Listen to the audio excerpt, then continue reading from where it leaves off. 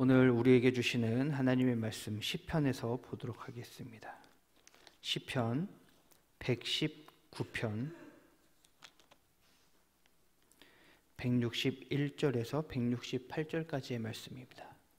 시편 119편 161절에서 168절까지 제가 보는 성경으로 구약 896쪽에 있습니다.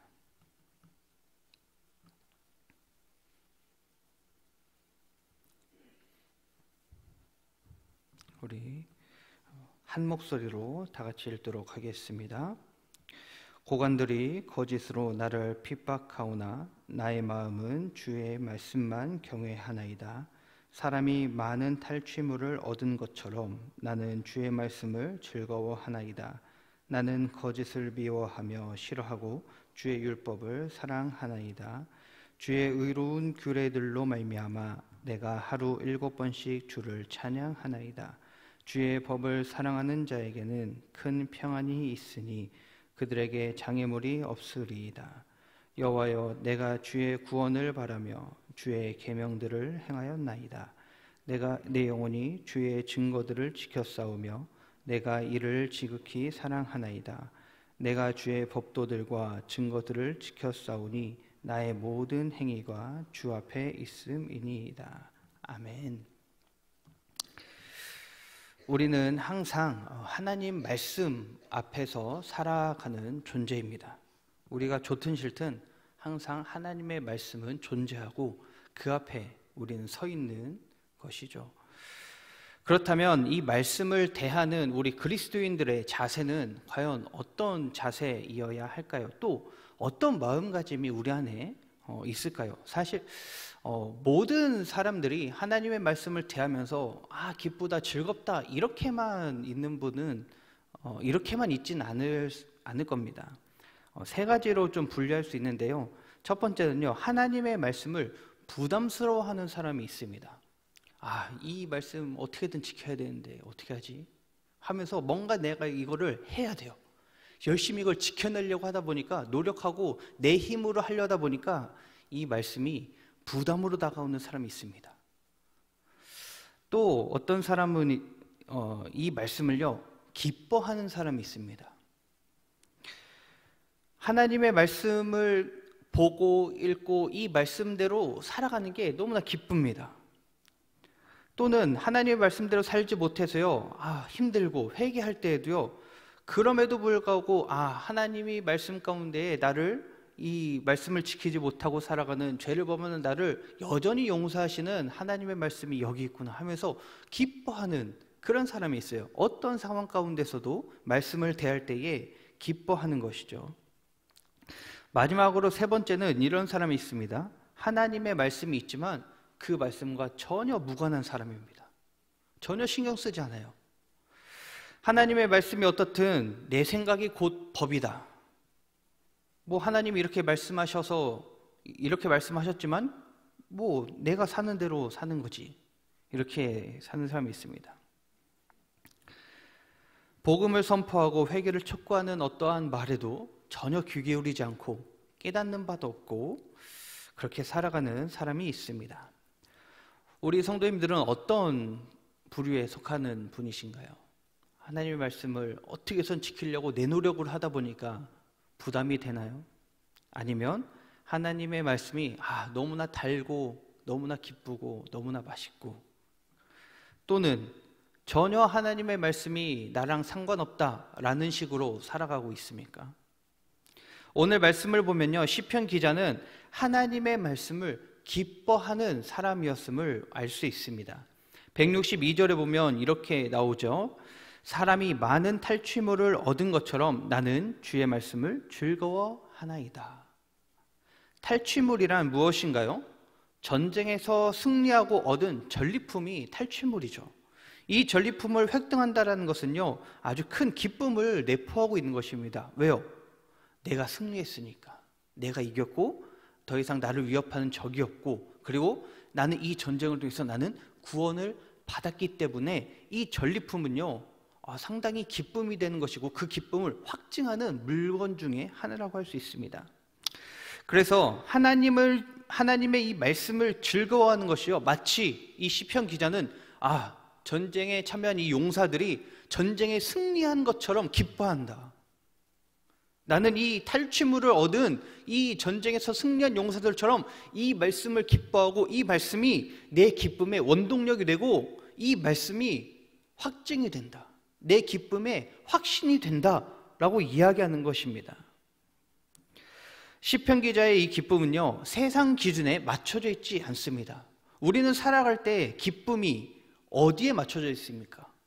어떤 기준 가운데 우리의 기쁨이, 우리의 웃음이, 우리의 즐거움이, 우리의 행복이 맞춰져 있나요? 우리가 돈 잘 벌 때는 기쁘고 못 벌 때는 슬픕니까? 아니면 못 벌어도 기쁘고 잘 벌어도 기쁘고 이렇습니까?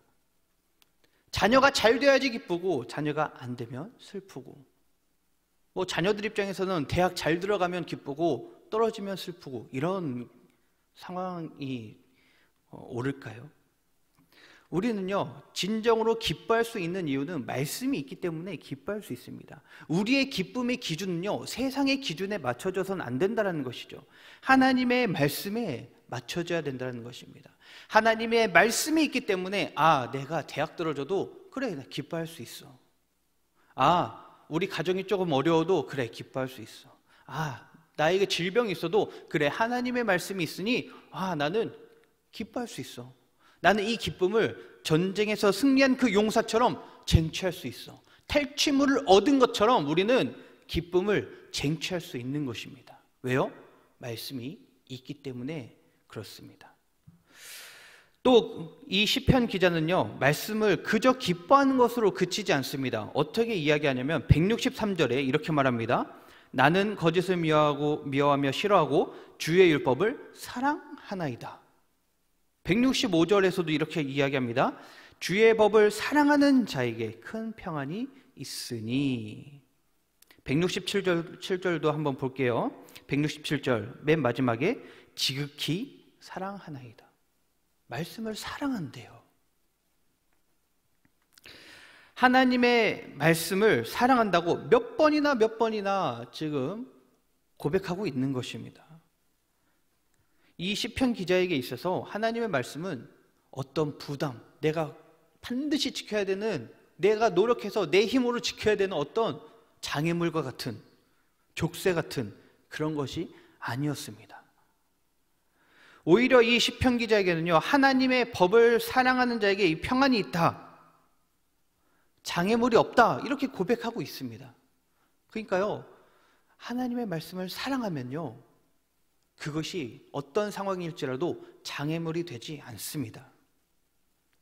우리 성도님들 지금까지 살아오면서 사랑을 한 번쯤은 해보셨죠?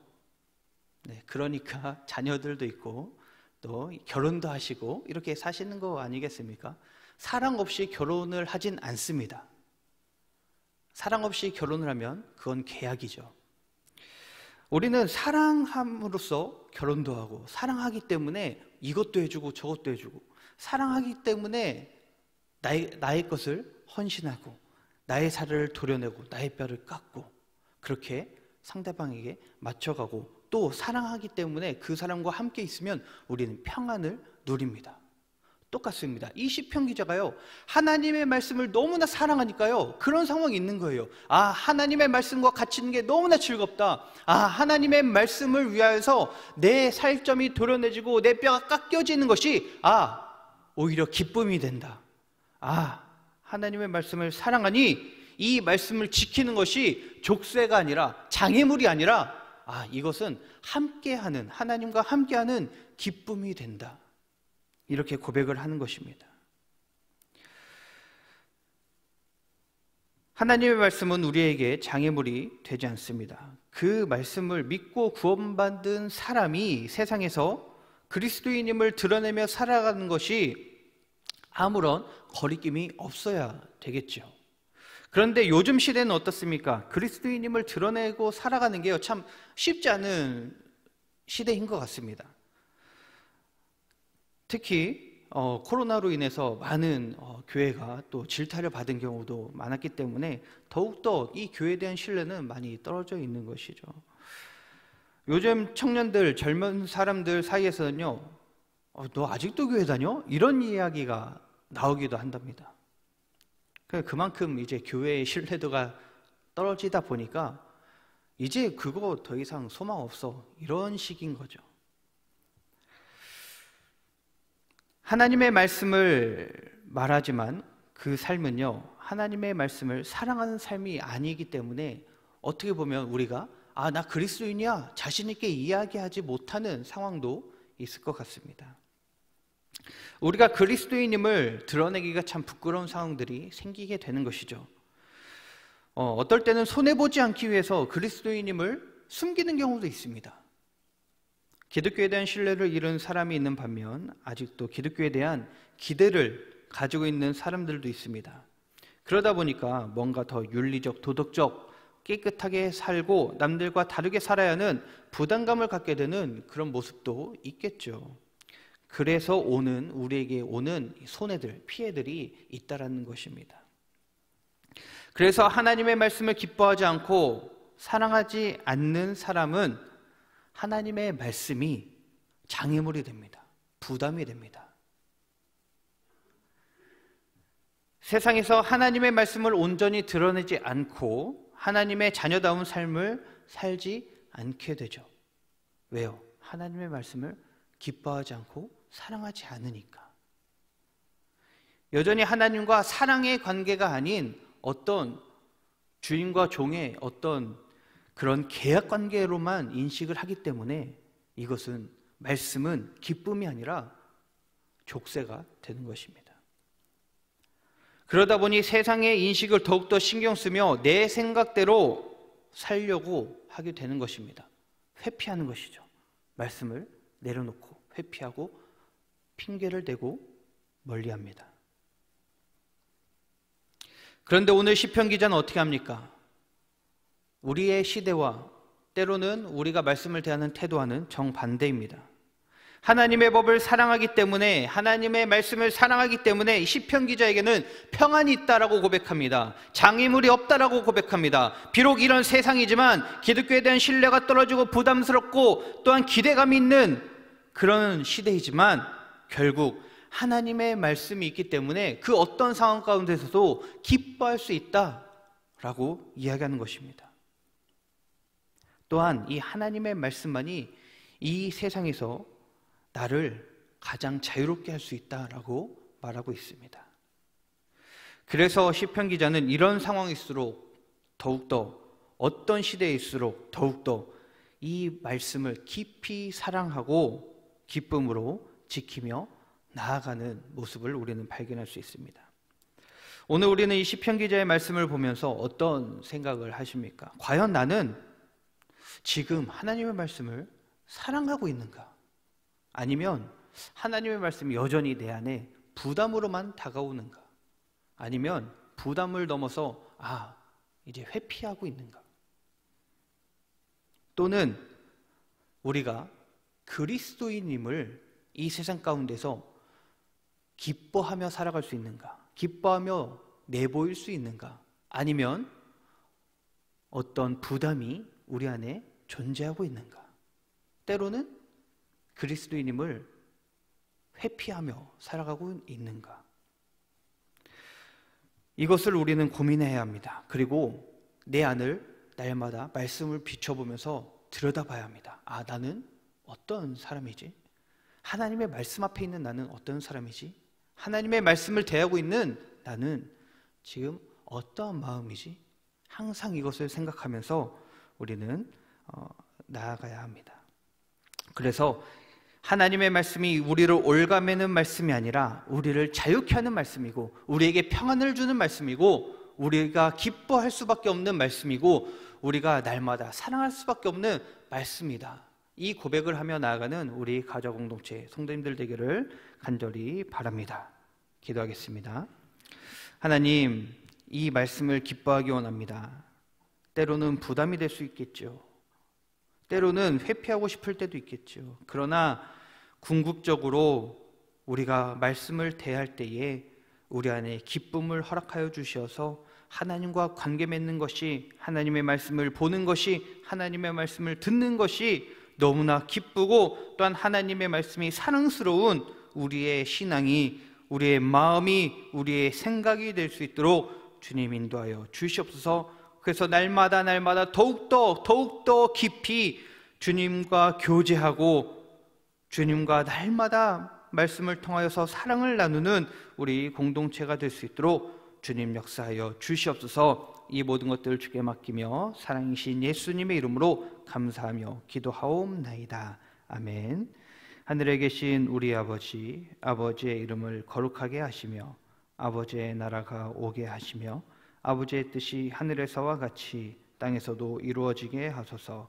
오늘 우리에게 일용할 양식을 주시고 우리가 우리에게 잘못한 사람을 용서하여 준 것 같이 우리 죄를 용서하여 주시고 우리를 시험에 빠지지 않게 하시고 악에서 구하소서. 나라와 권능과 영광이 영원히 아버지의 것입니다. 아멘.